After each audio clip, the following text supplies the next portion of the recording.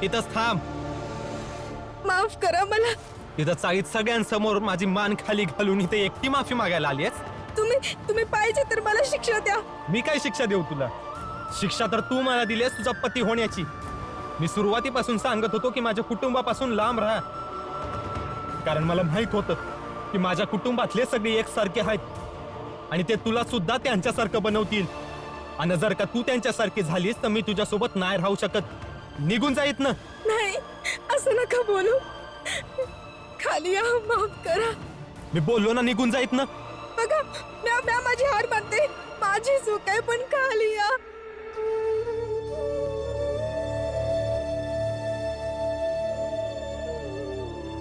माफ करा मला. बस झालं. आणि बंद कर हे नाटक. यापुढे एक सबूत बी बोलू नकोस. आणि आता तू काही बोललीस ना तर ते मला लागलच. माफी तर तू अजिबात मागू नकोस, कारण तू जर का आता जीव बी दिलास ना तरी मी तुला माफ नाही करू शकत.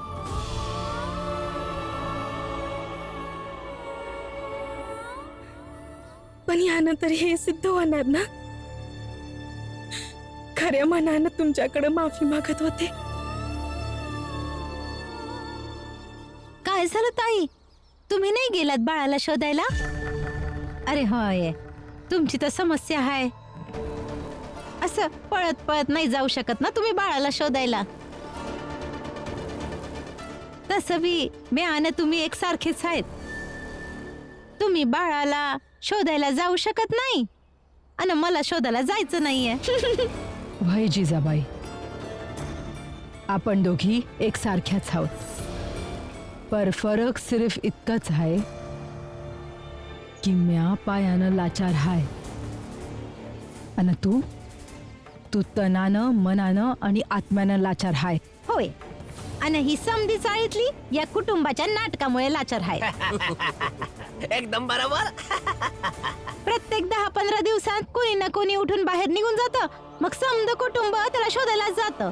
हेच होत राहतं इथं बस. आणि उरलेले चाळवाली आम्ही वाट बघत बसतो. पर वाट बघून झाल्यावर बी असं काही बी होत नाही, जशी तुमच्या समजांची इच्छा असती. आणि आज बी वाटच बघा, कायच वाईट नाही होणार. अगं दलिया मावशी, पर या येडी गोष्ट जरा वेगळी आहे. आणि या गोष्टीचं पात्र हाय बाळा. आणि जर बाळा हाय तर काय तरी धिंगाणाच करणार. तुम्ही का जीव देताय? म्याच जीव देते. मग तरी सिद्ध होईल ना का हा विजय तुमचा झाला. कारण असा घाबरून जीव देणाऱ्या प्रत्येक माणसाला हरलेलाच समजतात.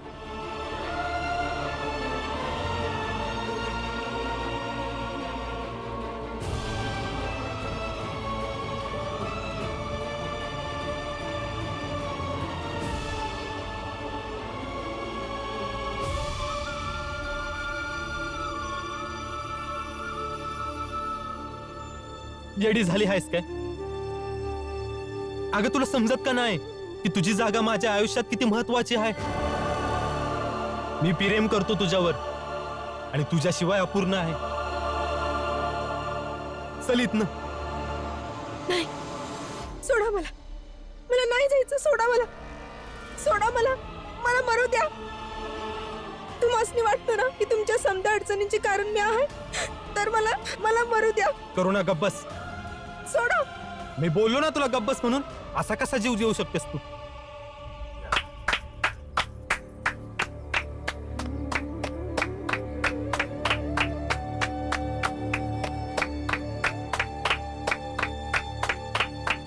वा बाळा दादा, खरं सांगायचं तर ह्या बाबतीत माझ्या मनात कधी शंका नव्हतीच की तुमचं वहिनीवर प्रेम नाहीये.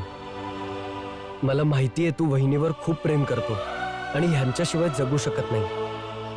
ठीक आहे, मग जाऊ दे तुझ्या वहिनीला माझ्यासोबत. पण बाळा दादा, प्रेम करण्यात आणि सन्मान करण्यात फरक असतो. तुम्ही ताईंवर प्रेम तर करता, पण सन्मान नाही करत. बाळा, याआधी माहित नाही किती वेळा तू तुझ्या बायकोचा समद्यांच्या समोर अपमान केला असशील, पर ती तुला असं सोडून कवाच जीव द्यायला नाही गेली. पर आज तू फक्त एका खेळात हारलास तर जीव द्यायला निघून आलास. हो दादा, पती पत्नीचं नातं कुस्ती लढणाऱ्या पहिलवानांसारखं नसतं की आपल्या ताकदीचं प्रदर्शन एकमेकांवर करायचं. आपली ताकद एकमेकांच्या विरोधात नाही तर एकमेकांचा सहारा होण्यासाठी करावं. त्यामुळे विवाहित आयुष्य सुंदर होतं. अरे तिथं चाळीत सगळ्यांसमोर माझा अपमान करून इथं भाषण देतोयस. भाषण नाही देते दादा. आणि तसंही भावाभावात, वहिनी दिरात अपमान कसला? आपल्या कुटुंबांच्या लोकांमध्ये कसला अपमान?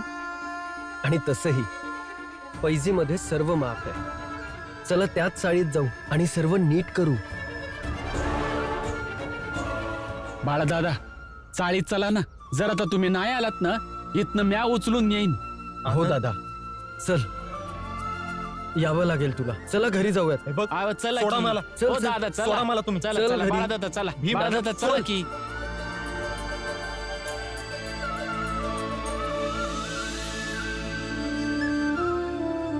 ताई, तुम्ही आज ते करून दाखवलं ज्याच्यावर आम्हाला गर्व वाटेल, अभिमान असेल. नाही रमा, अभिमान होतो हाय. पोरी, कसं आहे ना, ह्या अशा जगात समद्यात मोठी लढाई आपल्या अस्तित्वाची असतीया, आपल्या सन्मानाची असतीया. आणि अशा लढाया लय धैर्याने लढायच्या असतात. आणि तू अशीच लढ. चला.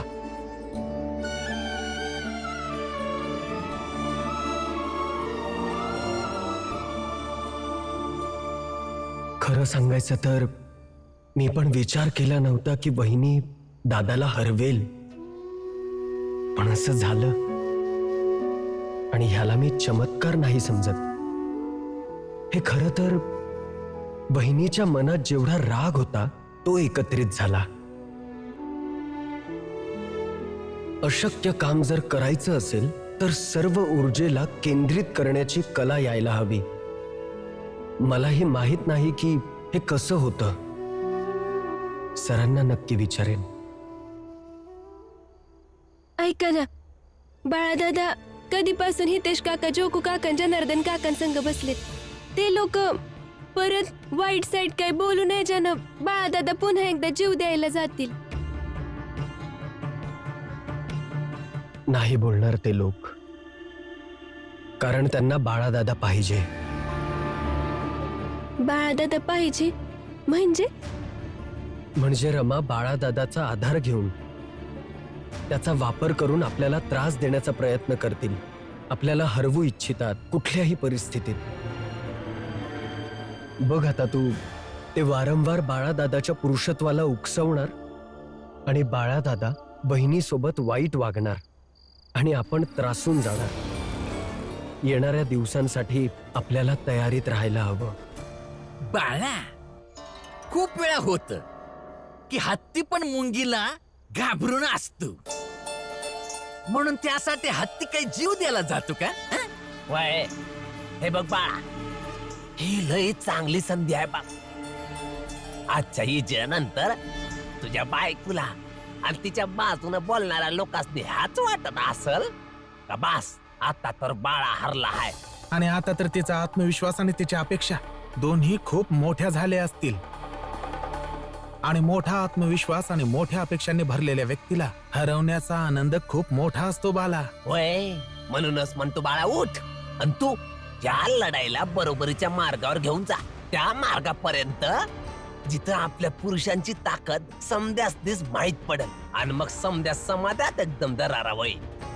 आणि मग कुठली बी बाई मान वर करून बघण्याचं धाडस बी नाही करणार. बरोबर बोलताय तुम्ही. तुम्ही लिहा, मी जेवण बनवायला जाते. हो जा. तोपर्यंत मी तुझ्या सासूला न्याय कसा मिळेल ह्याचा विचार करतो.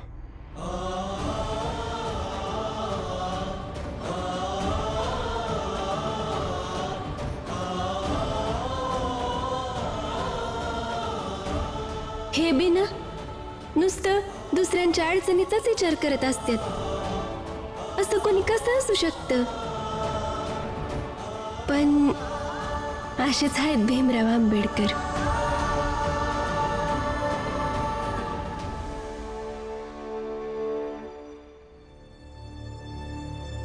आई, काय रमा? आज जेवायला काय बनवायचे? चांगला प्रश्न आहे. एवढा नवीन प्रश्न रोज तर तू विचारत नाहीस. उठून बटाट्याची भाजी बनवतेस ना, तीच बनव. आणि जर काही विचारायचंच आहे ना, तर आपल्या नवऱ्याला जाऊन विचार की त्याने मला जे लिहून दिलं होतं त्याचं काय झालं. जा. जिजाबाई, काय चाललंय हे? हा, जेव्हा बघा तेव्हा एकच मुद्दा धरून बसतेस.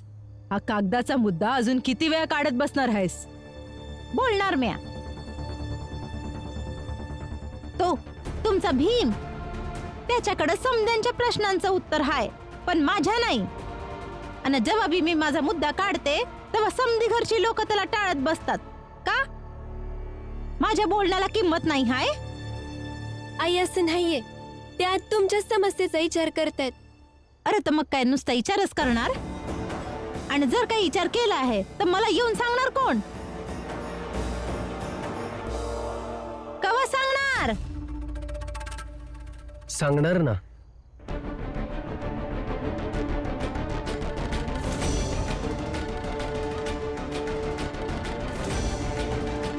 मला असं वाटतं की तुम्ही आणि बाबांनी मिळून एक मूल दत्तक घ्यायला पाहिजे.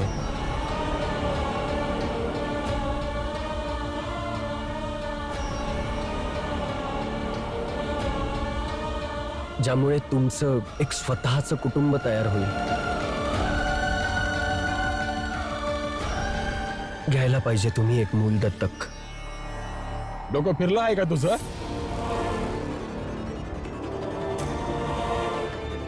येडा झाला आहेस? हे कवाच नाही होणार. माफ करा बाबा, पण हेच योग्य आहे आणि हेच व्हायला हवं. हीच एक गोष्ट आहे ज्याने ह्यांना न्याय मिळू शकतो.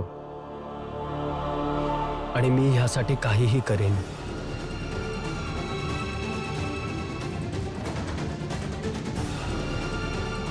खरं बोलतोयस तू?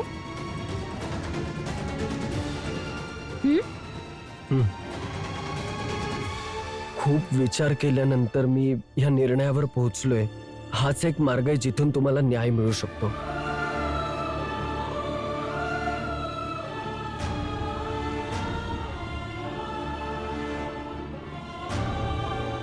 माझ्या संग चल. कुठे? चल.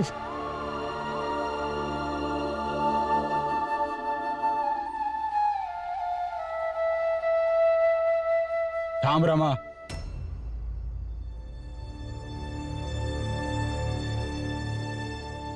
मला तुझ्या संग काहीतरी बोलायचं आहे.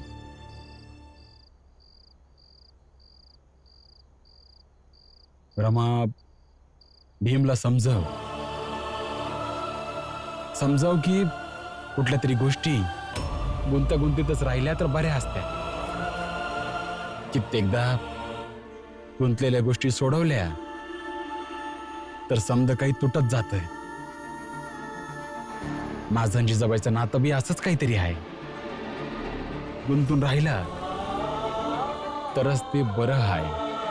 त्यामुळं भीमनं प्रयत्न नाही केला पाहिजे या अशा नात्याला सोडवण्याचा.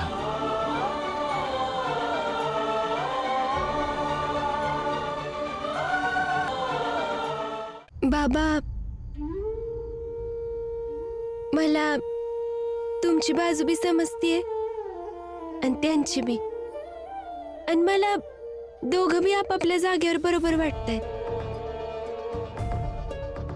पण जर दोन व्यक्ती आपल्या आपल्या जागेवर बरोबर असतील ना, तर त्यांना तिसऱ्या जागेवर आणून ठेवावं. आणि मग बघितलं पाहिजे कोण जास्त योग्य आहे. आणि आता ती तिसरी जागा म्हणजे आईंचं आयुष्य आहे. आणि जेव्हा मी ते बघते तेव्हा मला वाटतं की तुम्ही चुकीचे आहेत आणि त्या बरोबर आहेत. माफ करा बाबा, पण मी ह्या बाबतीत तुमची काय बी मदत नाही करू शकत. माफ करा.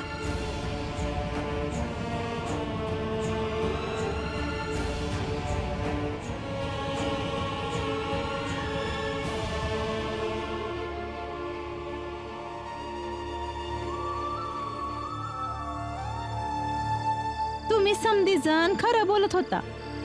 भीम, ह्यो भीमराव आंबेडकर न्यायासाठी काय बी करू शकतो आणि मला न्याय देण्यासाठी भीमनं लय मोठा निर्णय घेतलाय आज. तो निर्णय भीम स्वतः सांगल तुम्हाला.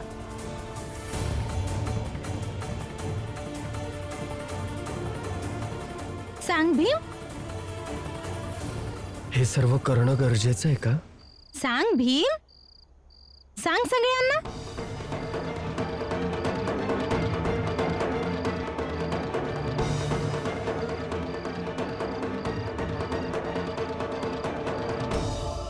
मला असं वाटतं की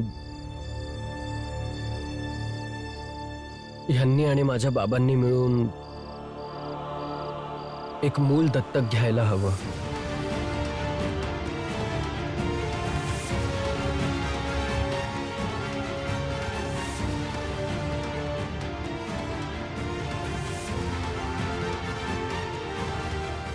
मला असं वाटतं की ह्यांनी आणि माझ्या बाबांनी मिळून एक मूल दत्तक घेतलं पाहिजे, ज्यामुळे ह्यांचं एक स्वतःचं कुटुंब तयार होईल.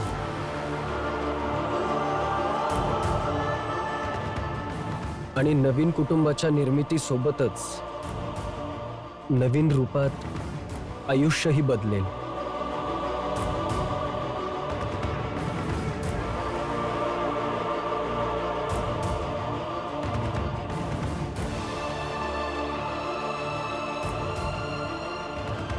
होय, मग बरोबर तर बोलत आहे जिजाबाई. दत्तक घ्यायचं तिचा हक्क आहे. आता ह्या मुद्द्यात भीमराव जिजाबाईची साथ देऊन लय चांगलं करत आहे. बाबा मी आता भीमराव आणि जिजाबाईच्या पक्षात आहे, हाय का नाही?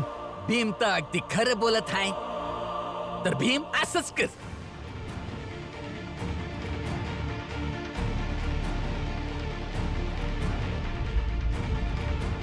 जिजाबाई, ह्यो कुठला खेळ नाहीये. जे मनात आलं ते न विचार करता करायचं. बरोबर बोलत आहेस मीराताई. एवढे मोठे निर्णय असेच थोडी ना घेता येतात.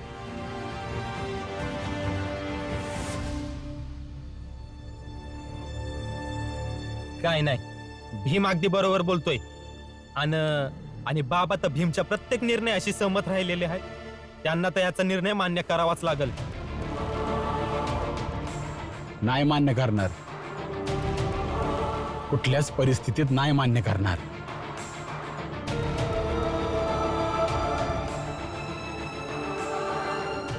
आनंद, लक्ष्मी, तुम्ही काहीच नाही बोलणार? काय बोलू आई? भीमभाऊ आणि बाबा दोघं बी समजदार आहेत. दोघांचे बी निर्णय कवाच चुकत नाहीत. बाबा काय विचार करतात ते जास्त महत्वाचं आहे. आणि आम्हाला बी वाटतं तुम्ही खुश राहावं. आणि तसं बी आम्ही तुमच्या घराचा भाग नाही.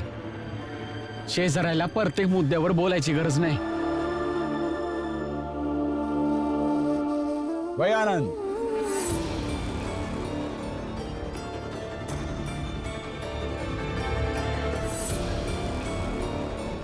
बरोबर बोललास तू. आणि हेच खरं आहे तुमच्या समध्यांसाठी. जावा जावा, आपलं आपलं काम करा. ही जिजाबाई घरच्या 3 पोरांमंदी आपलं मूल शोधू नाही शकली, काहीच नाही बनू शकली. आणि कुठून तरी दुसरीकडनं मूल घेतल्यानं ही आनंदी होईल. तुम्हा समद्यांपेक्षा मी जिजाबाईला जास्त ओळखतोय.